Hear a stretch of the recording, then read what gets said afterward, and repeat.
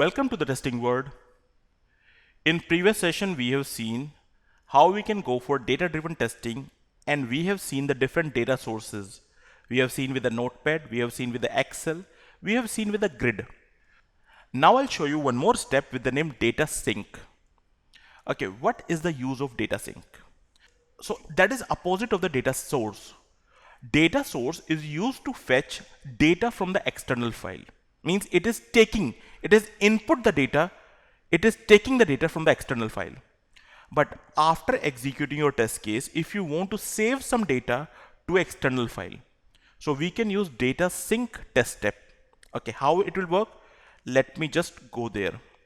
So that was the project, that was the test case we are having. So I'm just going to the data driven with Notepad. Once the execution will complete, what I want, this ID I want to save into an external file, or I'll say in external Notepad file. How we can do that? I'll just go here and we have a step with the name data sync. I'll just add data sync. Okay. As you add data sync, it is asking how many values you want to save. I say I want to save only one value with the name output ID. Okay. Where you want to save it? As of now, there is a no value. Where you want to save it? I want to save it to a file. So now question is, if you are reading the data from the Notepad, you can save it in the Notepad only. Answer is no. You can select either same data source and data sync, or you can select different. One thing you need to remember, there is a no option of grid in the data sync. So grid option is used when you are going for the data source. So as of now, I'm just reading the data from the Notepad and saving into the Notepad as well. But you can save either in the Excel or maybe database. So it's up to you. I'm just selecting file. Okay, where you want to save it? So here we need to give path. Okay, what I can do, I'll just select that folder, paste it here. There I want to create a file with the name studentid.txt. So that is a file. If this file is already there, it will write into that file. If not, it will create a new file. Now we have defined my data sync is this, which will save the ID, but we need to transfer the ID here.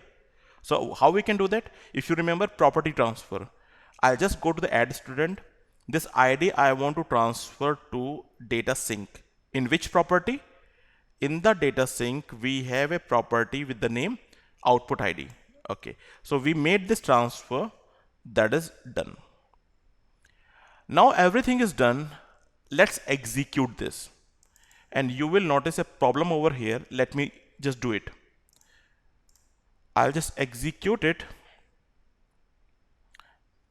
Executing for the different in the loop for different steps in the loop, taking time because we have added a delay.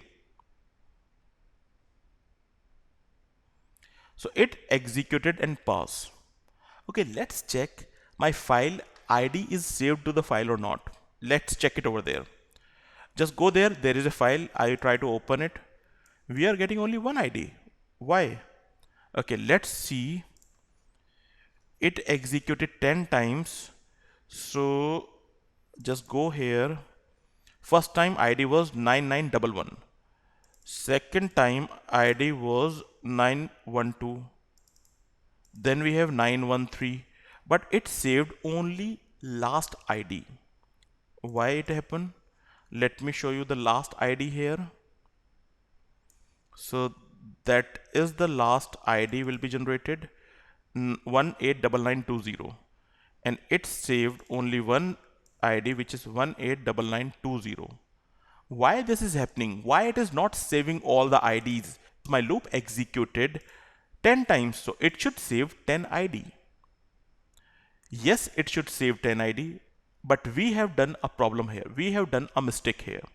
Okay, what's the mistake? If you can check it, as of now, data is not a part of the loop. So what is happening? It fetched the data, executing these 4 steps in the loop. These 4 steps execute 10 times. Last time the ID which is generated, it transferred to the sync, because sync is not the part of loop. Now I want to save all the values, means all ID. Every time loop will execute, ID will be generated, and I want to save it into the data sync. So data sync should be the part of this loop. So I'll just drag and drop it here. So I'm saying whatever the ID will be generated here, because now sync is the part of that, so save into that file. Then second time loop will execute, second ID will be generated, and second data will be saved. Now we can understand this seems to be correct approach. Now let me try to execute the test case again. It's taking time, as we know we have added a delay. So I'm just waiting for all the loops iteration should be completed, and only after that I'll show you that file. Okay, that is done. Let's go to our file, and this time you will notice we are getting total 10 values. So hope you got it. If you want to work on the data sync again and again, means every time I want to save ID into the file, so this data sync should be the part of loop. Same way you can implement data sync here. So I'll just go and add step data sync. How many value you want to save? So this time I want to save ID, or I'll say output ID. Also I want to say save output name. You can save any number of values. Where you want to save it? I want to save it in a Excel.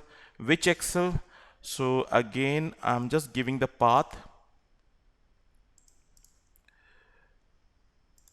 and I'm saying result.xlsx. Okay, what is the sheet name? Sheet 1. Okay, that is done. Again I'll go to the add student. This data I want to transfer to data sync in the output ID. This first name also I want to transfer to data sync as a output name. Okay, and because we want to save it again and again, every time a new ID will be generated, so I'll just drag this data sync and place it inside the loop. Executing it. So let it execute 10 times. Once it is done, I'll just go and check file here. So a new file is opened, and you will notice that is a ID and name.